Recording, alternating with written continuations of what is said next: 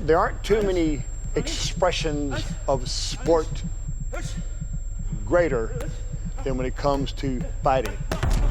You punch me, I punch you. You take me down, I take you down.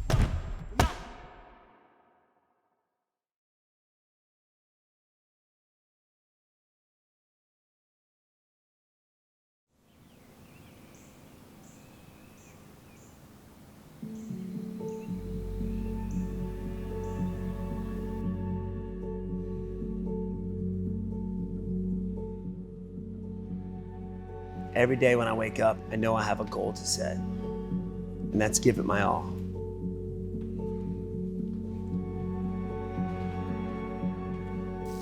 Some days I wake up exhausted from the training before, but I know and I think about my opponent, who I'm facing. I know they're taking no days off, so I can't. What it takes to be a professional fighter is, number one, a goal. What do I want to achieve? Number two, you got to develop a plan so that you can achieve that level. And the hardest part is working that plan. Working that plan until you achieve that goal you set.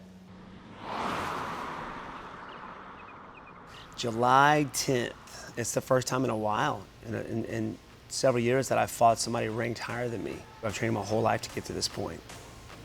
And he's just another guy standing in my way for that title.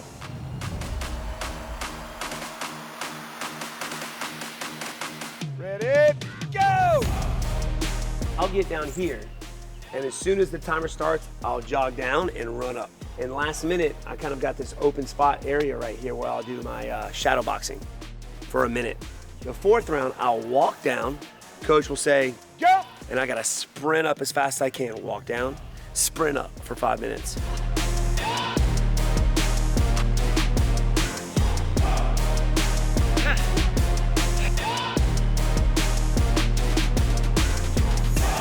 I'm glad I'm not doing this. This is a painful process, and he loves it. So once he completes this, it just really elevates his confidence as to what he can do come fight time. 3. Hands up. Push. It's all on me. If I want to do this, then I got to be willing to push through the hard times, the good times and the bad times. Because if you want to be the best, that's what it takes.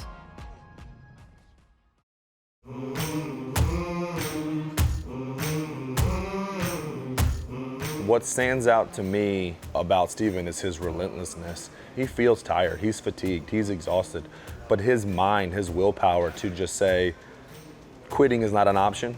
That's something that I've always been extremely impressed with and proud of as his brother when I see him compete. As of right now, when I'm in camp, during the week, I pretty much eat so I can get the best performance I can in my training. It's crazy how, what you put in your body affects how you perform in training, or even the day of the fight. I eat, like a race car. You don't put regular gas in a race car. You got to put that high octane fuel, and that's what this is.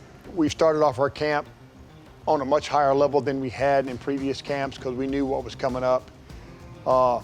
We got a plan. We just got to stay on top of that plan, make sure his nutrition's right, because you can have good training, but if you don't have good nutrition and good rest, the process is not going to play out as we hope.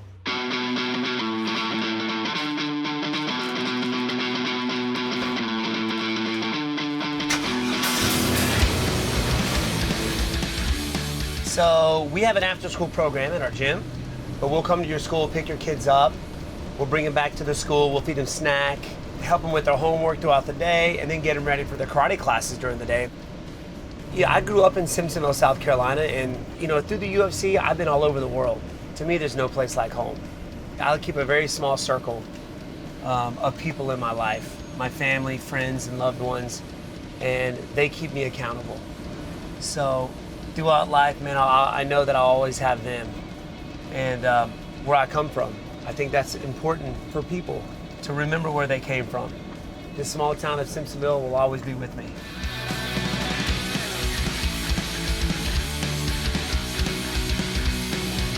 Let's go, y'all.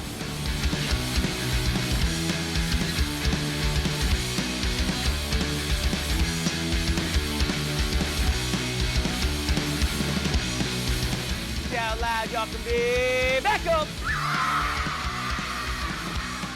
Kids classes are definitely my favorite part of the day, and the smiles that you get from these kids. I love it, man. Being around their energy keeps you young for sure.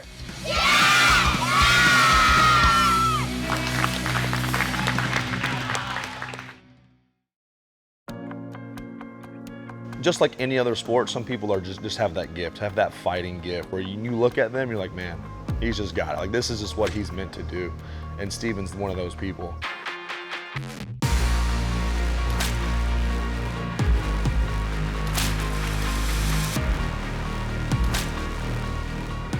Watching my son Steven perform and rise to essentially the highest level of mixed martial arts in the world, satisfying for me as a father and as his coach. But what's really more satisfying for me as a father is to see that my son has achieved levels of success that he set out to achieve. What I really want in this sport is, number one, to be champion, yes.